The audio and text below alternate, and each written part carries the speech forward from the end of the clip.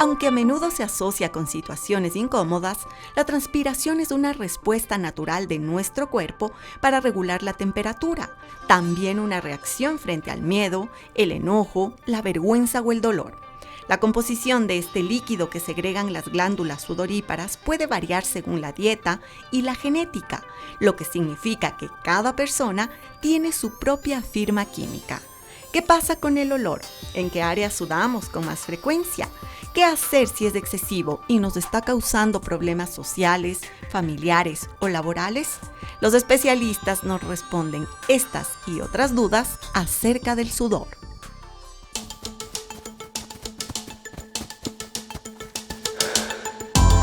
Una verdad universal es que todos sudamos, cuando hace calor, cuando corremos.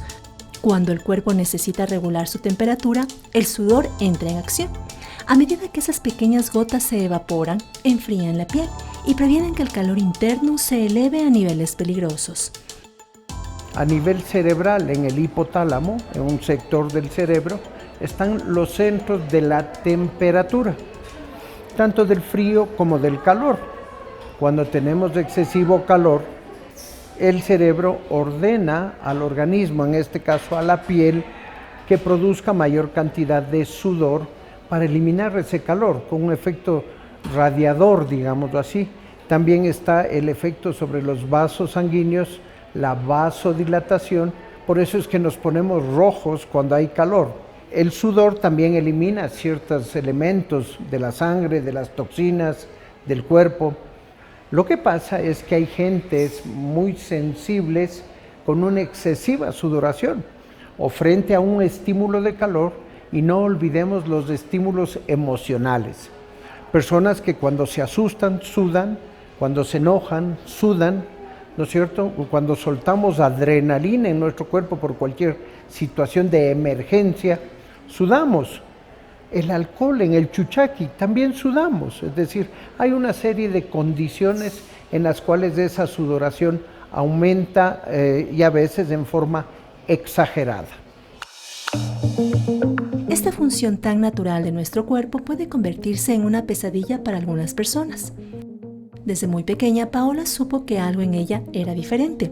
Lo que para otros era imperceptible se convirtió en una barrera silenciosa que la aislaba del mundo. Con apenas 4 años, sus tareas escolares se complicaban cuando sus pequeñas manos se empapaban de sudor. Sin embargo, lo peor de todo era el saludo. Ese gesto simple y cotidiano era una fuente constante de ansiedad. Cuando yo hacía los deberes, se me manchaban las hojas de las tareas y tenía que arrancar y volver a repetir. A veces también tenía como servilletas al lado para poder secarme las manos y seguir ahí escribiendo, pero era muy incómodo porque a cada rato tenía que hacer eso. Igual a veces no tenía tiempo para estarme secando, sino que tenía que acabar rápido los trabajos en clases. Y cuando yo cogía el esfero se me resbalaba. Igual me salían ampollitas en los deditos, por lo que se resbalaba mucho. Entonces ahí me lastimaba los dedos. Después de un tiempo, casi a los 7 años, la sudoración paró. Aproximadamente a los 10, 12 años el sudor volvió. Y volvió más. Yo veía mis manos y era agua. Brillaba las manos del tanto el sudor que era. Estaba en mi etapa de adolescencia, entonces cogerme las manos con mis amigas o cualquier cosa era incómodo. No se sentía bien.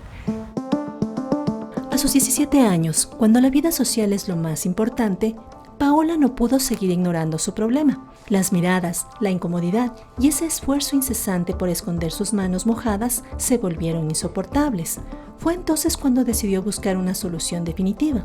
Su especialista le habló de la simpatectomía, una cirugía que prometía cambiarle la vida. Me llevaron al psicólogo, igual permanecía el sudor, o sea, no tenía nada que ver una cosa con la otra. El doctor me sugirió operarme definitivamente porque el sudor era excesivo, que había el riesgo de que este sudor se compense con otra parte de mi cuerpo, pero que veamos qué tal sale la operación. En ese momento yo decidí que sí, porque en serio el sudor de las manos era tan incómodo que dije todo sí, no importa. La recuperación no fue muy dolorosa en realidad, solo los 2 primeros días que no podía alzar los brazos porque la operación fue en la parte de las axilas. Apenas salí de la operación yo ya tenía las manos secas. Ahora me siento súper tranquila, puedo extender la mano a cualquier persona, o sea, fue la mejor decisión que tomé en mi vida. Paola no está sola en su lucha contra la hiperhidrosis. Esta condición afecta al 2% de la población mundial. Ocurre cuando el nervio simpático que se encuentra cerca de la médula espinal se vuelve hipersensible y provoca una sobreproducción de sudor, convirtiéndose en un obstáculo diario que afecta la vida social y la confianza personal. Hablemos en el campo dermatológico, están las hiperhidrosis localizadas, axilas, frente, espalda, pies, manos, que sudan en exceso. Y es un círculo vicioso, porque la persona siente ansiedad, se pone tensa, se pone nerviosa, recibe el estímulo hormonal, produce mayor cantidad de sudoración. Y al producir mayor cantidad de sudoración, se siente mal y se tensiona más y produce más sudoración. Luego tenemos que el exceso de sudoración, por ejemplo, en los pies, sancochan, como decimos vulgarmente, se sancocha la piel, como cuando estás en una piscina 2, 3, 4 horas y sales hecho mote los pies, pues lo mismo sucede con la sudoración excesiva. Y en cambio en las manos, si tú laboralmente trabajas en una oficina, mojas los papeles y se sienten realmente mal. Hay personas que literalmente gotean de las manos como si fuera una llave mal cerrada, el goteo permanente del sudor. La hiperhidrosis es considerada un problema de salud en nuestro país. Por eso, los tratamientos se realizan en hospitales públicos y son cubiertos por la Seguridad Social, abriendo la posibilidad a que más personas accedan a soluciones. Este tipo de patología se la consideraba como muy trivial. Yo creo que hasta hace unos 10, 15 años, una persona que sudaba era muy mal vista. Pero aún si sudaba en el rostro, porque era más visible. Más aún si sudaba en las manos.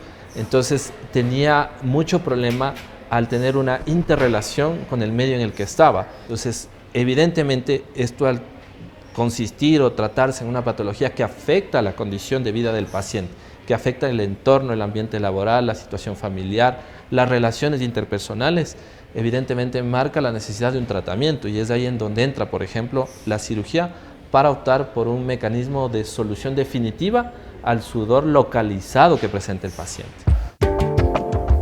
La simpatectomía torácica requiere anestesia general y aunque suena compleja, los resultados son inmediatos y muy satisfactorios. ¿Y cómo yo hago esta cirugía? Haciendo un procedimiento de mínima invasión dentro de la cavidad torácica en cada lado del tórax del paciente, para yo llegar hacia donde está el nervio simpático dentro de la cavidad donde se aloja el pulmón, haciendo que este se colapse o disminuya su tamaño para llegar hacia el nervio simpático que es visible internamente hacia la parte posterior de cada cavidad torácica y cortándolo al nivel que necesita el paciente para cada tipo de sudor. No es lo mismo cortar el nervio simpático si nosotros tratamos sudor de cara o de axilas o de manos. Y es un procedimiento de corta estancia. Nosotros realizamos esta cirugía en aproximadamente 30 minutos a 1 hora, en donde el paciente después de la cirugía ya se da cuenta, por ejemplo, si sudaba las manos, que ya no suda más. Dentro de los riesgos principalmente, yo creo que el más importante en donde uno se tiene que centrar mucho al abordar cada caso y cada paciente es el de la sudoración compensatoria. Indicar que siempre, si nuestro cuerpo termorregula en una parte específica en donde tenemos mucha sudoración, ese sudor tal vez se puede extrapolar o cambiar a otra zona del cuerpo. ¿Por qué? Porque nosotros no podemos decirle a nuestro cerebro, deja de sudar de forma definitiva en una parte. Sí, se calma, se soluciona en la zona afecta, pero ese sudor se puede retransmitir a otra parte del cuerpo y es muy variable. Nuestro cuerpo cuenta con entre 2 y 4 millones de glándulas sudoríparas. Las glándulas endocrinas, presentes en casi toda la piel, liberan agua y sales sin olor alguno. En cambio, las glándulas apocrinas, concentradas en zonas como las axilas, ingles y pies, secretan un sudor más complejo lleno de ácidos grasos, lípidos y esteroides. Al entrar en contacto con las bacterias que habitan en nuestra piel, se produce como resultado ese olor característico que muchos preferiríamos evitar. El mal olor, sin embargo, no siempre depende solo del sudor. Factores como la genética, las hormonas e incluso lo que comemos como el ajo, la cebolla o los espárragos pueden influir en la intensidad del olor corporal. Además, ciertos medicamentos pueden exacerbar este fenómeno. Lo interesante es que nuestras emociones también se reflejan en esas gotas de sudor. Miedo, vergüenza, ansiedad, dolor. Cada una de esas sensaciones pueden hacer que el cuerpo responda sudando. Claro, puede tener buenas costumbres de aseo, pero su población bacteriana, la flora de la piel que llamamos, que son hongos, bacterias, virus, cuando proliferan por las condiciones de humedad o de calor, se degradan, se destruyen y el mal olor viene dado fundamentalmente por el componente bacteriano en la sudoración. Hay ciertos componentes de hierro, ciertos componentes ácidos que se excretan a través del sudor y obviamente tenemos que sentir ese olor propio, ¿no?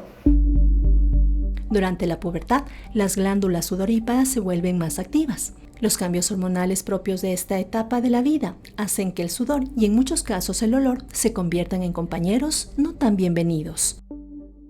Cuando nosotros atravesamos distintas etapas en el crecimiento, principalmente pasamos de la niñez a la adolescencia, ya notamos que en la pubertad existen cambios notorios en los cuales el adolescente no solamente pasa por los cambios hormonales habituales, sino por la transformación de caracteres sexuales secundarios que hacen que normalmente estas glándulas aumenten su producción de sudor, usualmente. Sin embargo, en la etapa de niños sí hemos visto pacientes a veces de menos de 12, 11 años quizás, que ya vienen con la patología. Niños pequeñitos que desde tal vez recién nacidos los papás ya se dan cuenta, a mi hijo le sudan los pies, le están sudando las manos y yo nunca había visto eso, no he tenido un antecedente en la familia, pero ya se van dando cuenta. Tuvieron el problema, lo siguen arrastrando y en la etapa de adulto joven se dan cuenta que en la actividad profesional tienen mucho inconveniente. Sin duda, una higiene frecuente ayuda a evitar el mal olor, pero cuando otros factores influyen, la industria cosmética ha desarrollado desodorantes y antitranspirantes que no solo neutralizan el olor, sino que también eliminan las bacterias responsables. Además, la dermatología ha avanzado enormemente, creando tratamientos más efectivos para quienes enfrentan este problema de forma crónica. Comenzamos con ciertos sustitutos de jabón. ¿Por qué? Porque al tener pH ácido proliferan un poco menos las bacterias, acompañado del uso de desodorantes que pretenden disminuir la salida del sudor. Luego tenemos medicinas vía tabletas que son anticolinérgicos. No nos gusta usar mucho porque puede dar efectos secundarios como son visión borrosa, boca seca, mareo, somnolencia. La toxina botulínica, cuando lo usamos en una hiperhidrosis, es un tratamiento médico. Estamos utilizando un tratamiento biológico para un problema de salud. No es un problema de salud pública, es decir, no es una diabetes, no es una hipertensión, pero sí es una enfermedad, no es un problema estético. También tenemos la liposucción en el caso de las axilas, por ejemplo. El cirujano plástico, el dermatólogo, a través de una cánula succiona y saca las fábricas de sudor en las axilas. Son incisiones muy pequeñas, es anestesia local, es un tratamiento no muy agresivo. Aunque puede ser incómodo, el sudor es una de las formas en que el cuerpo nos protege. Así que la próxima vez que sientas esas gotas resbalando por tu piel, tal vez las veas de otra manera. No es solo transpiración, es tu cuerpo cuidándote.